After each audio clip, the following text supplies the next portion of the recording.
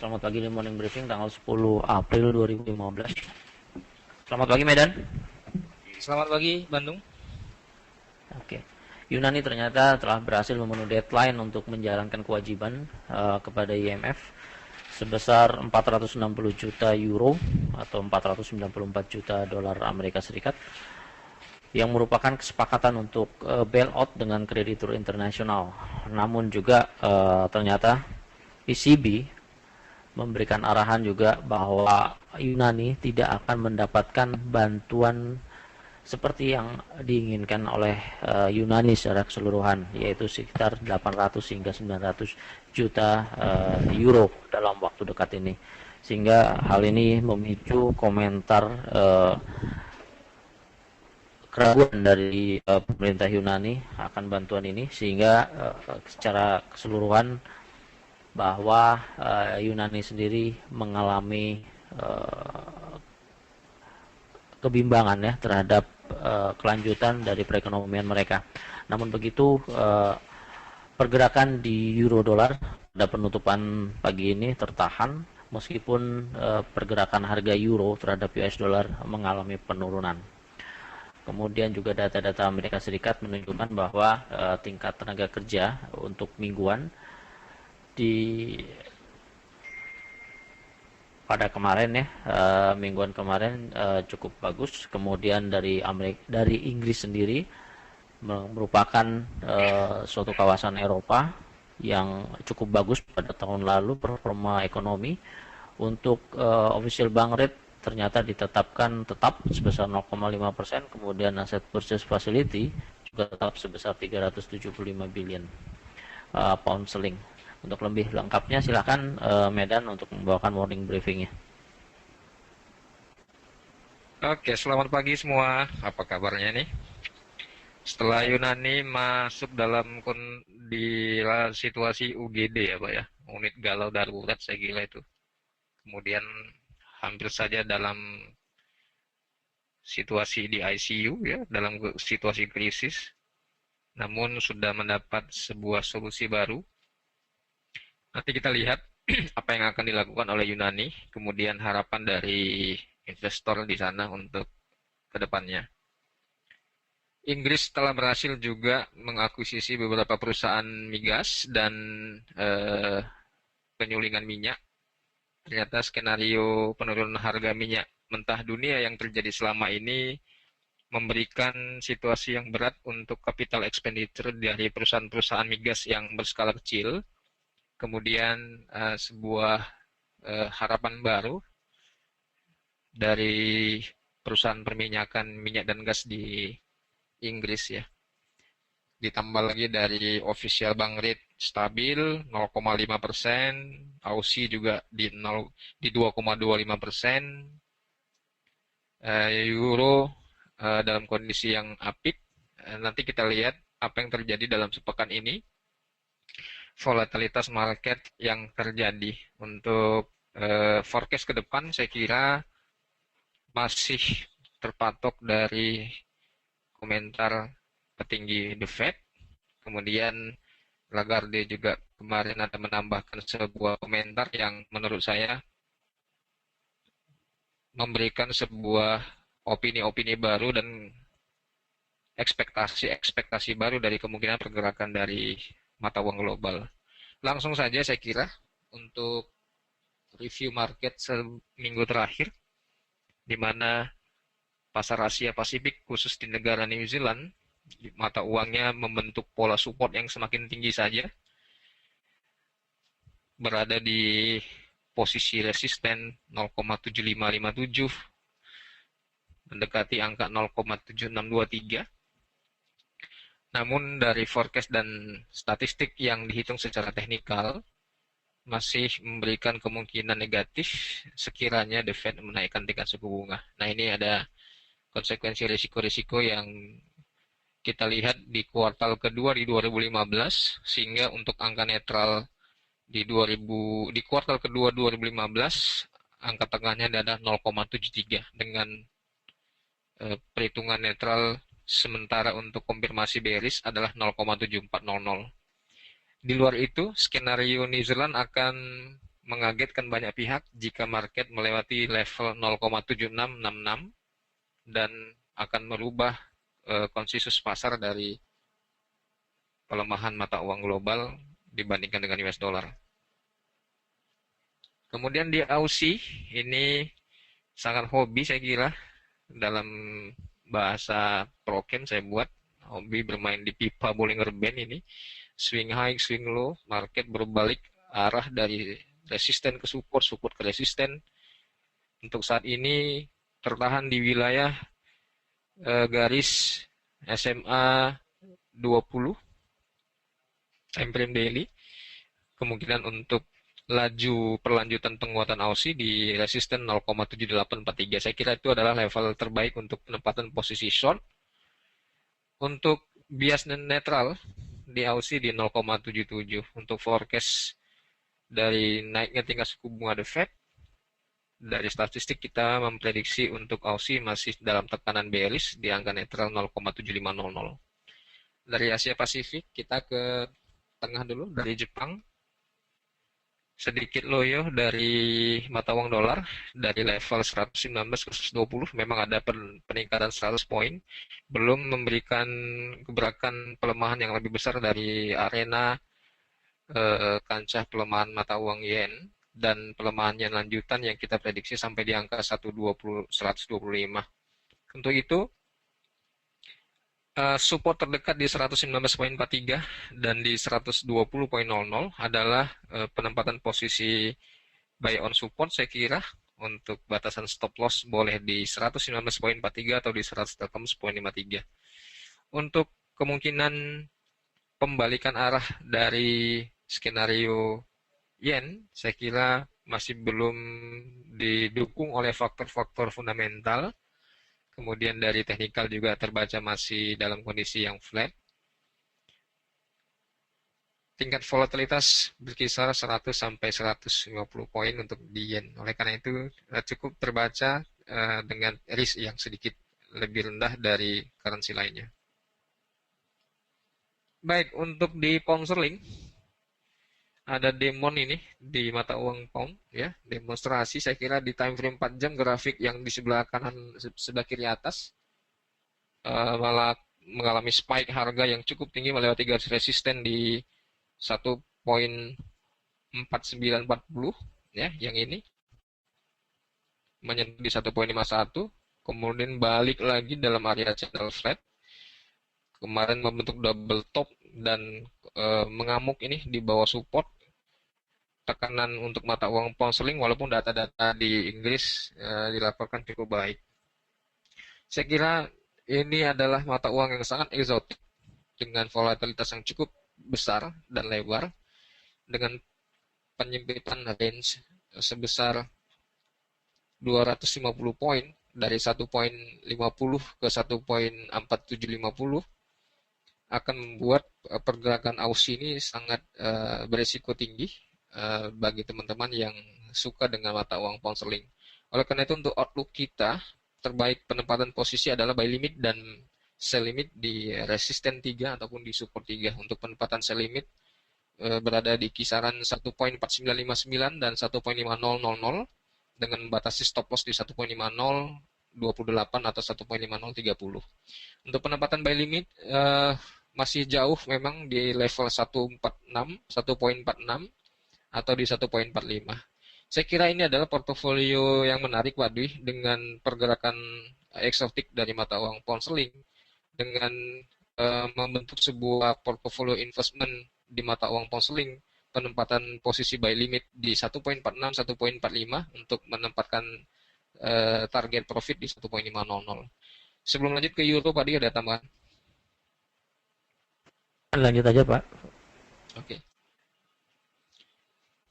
Ya, untuk euro ini sudah mendekati titik low di 2013, nanti kita lihat ya, di angka 1.0759. Garis panah itu adalah kalau kita mundur ke belakang adalah harga terendah di 2013 ya. Untuk euro juga dengan optimisme dan adanya solusi dari ECB untuk Yunani, masih belum mendongkrak performa mata uang euro ya. Secara keseluruhan masih terpengaruh dari keputusan The Fed. Untuk itu angka netral euro di 1.066 di kedepannya, dan untuk jangka pendek akan berkisar flat di wilayah 1.0759 1.08.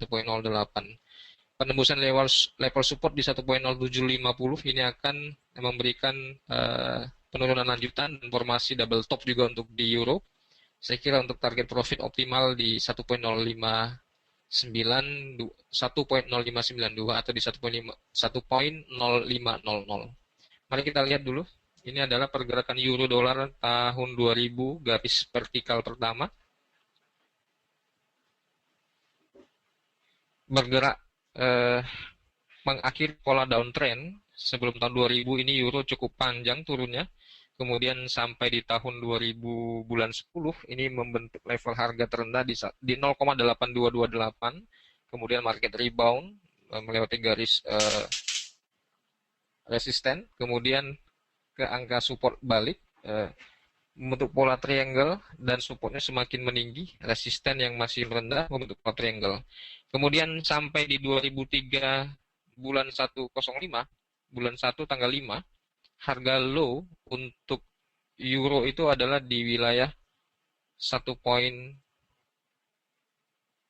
kurang lebih di 1.0460-an ya, di garis ini. Ini adalah titik low 2013 yang tidak terjemput kembali, dan seterusnya euro terus mengalami kenaikan yang cukup tinggi pada masa itu. Oleh karena itu garis harga sekarang di 1.066698 level sekarang ini sedang mendekat-dekati garis terendah, harga terendah di 2013. Saya kira ini adalah ukuran support yang sudah kita lihat ya, ini tadi 1.0759, 1.0500, 1.0466, dan untuk terendah 2013 itu di 1.046 sekian ya. Sehingga risiko sangat terbaca jelas, cukup rendah, 1.05, 1.0466, 50 poin. Sekiranya Anda ingin menempatkan posisi buy limit di wilayah kisaran support yang sama di 1.0535 atau di 1.0500. Baik, untuk selanjutnya emas dibatasi garis harga pivot di pivot weekly ya, di garis MA20 daily yang berwarna kuning ya. Kita buat angkanya di 1196 untuk batas support. Saya kira untuk strategi emas,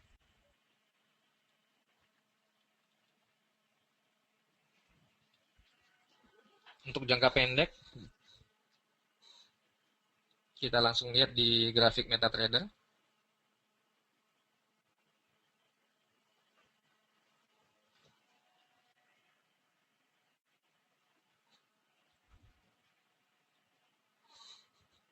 Oke, ini grafik di time frame 4 jam.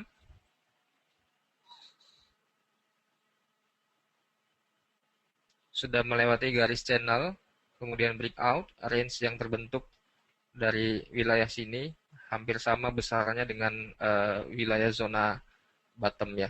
Kemudian koreksi di 50%, market menyentuh kembali di Fibonacci atau di pola high terakhir di closing daily-nya. Kemudian sekarang market sedang mengalami koreksi. Saya kira untuk analisa teknikal jangka pendek saat ini, kita akan melakukan pengukuran secara hitungan maksimum dan minimum. Yang pertama di sini mengalami koreksi sekitar 50%, dan sekarang wave terakhir yang mengalami kenaikan adalah angka sini ya. Jadi kalau kita ukur dari wave terakhir yang terjadi, swing punya di sini, garis penyentuhan harga 61,8 di 1196 atau di 1195, sedang melewati sedikit garisnya, menyentuh angka low di tanggal 2 lalu, 1194,83 atau di 1195. Untuk market eh, negatif ini tentunya harus melewati batas wilayah, sorry,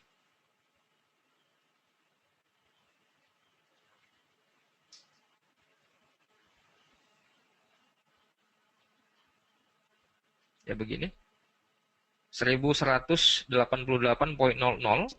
untuk batasan support strong untuk di emas ya.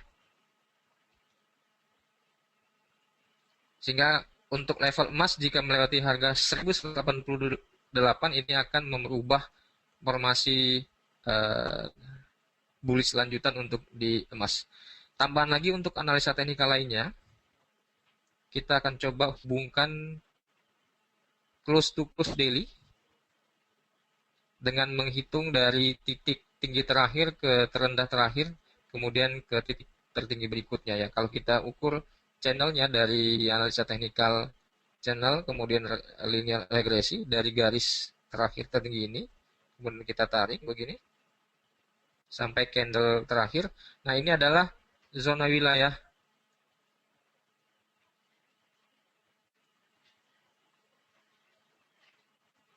yang cukup terbaca untuk batasan resiko di emas adalah sesuai dengan angka yang kita tentukan di 1188,00 ya. Ini untuk emas.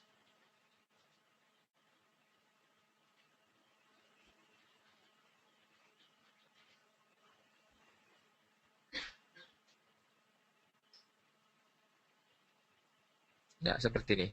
Pak Adi, barangkali ini saja sekedar untuk penambahan informasi di akhir pekan ini dari data-data ekonomi yang sudah dirilis dalam satu pekan terakhir.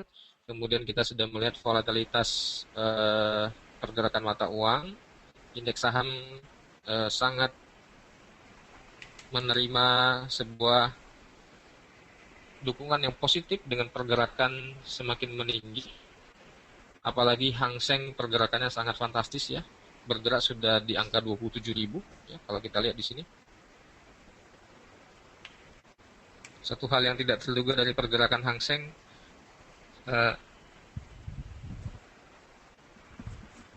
ya ini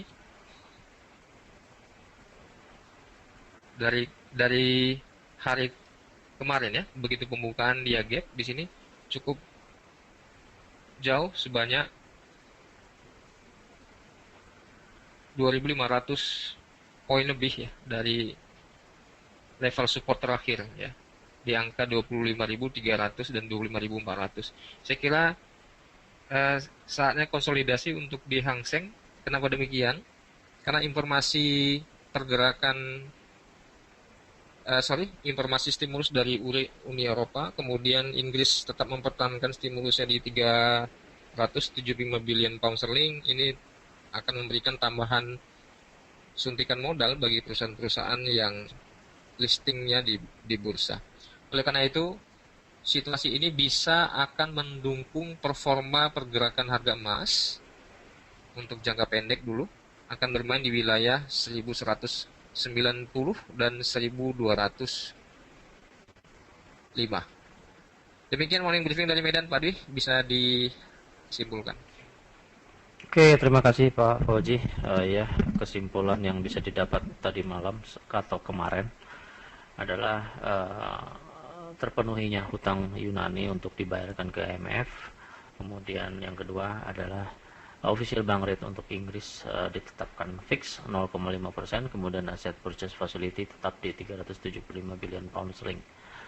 Kemudian pergerakan yang terlihat dengan jelas adalah pergerakan di emas, koreksi yang cukup dalam, maksimum terdeteksi ke angka support di 1188.00. Kemudian juga terlihat untuk resisten di 1194 yang merupakan angka 50% dari swing dominan yang terjadi di Fibonacci untuk chart 4 jam.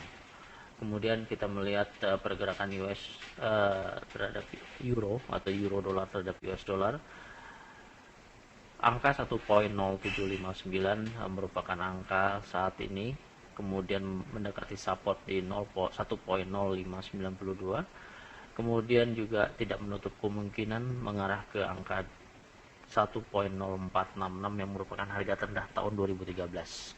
Kemudian kita melihat di dolar yen, pelemahan terus berlanjut, support di 120.80, kemudian resisten terbaca di 121.99.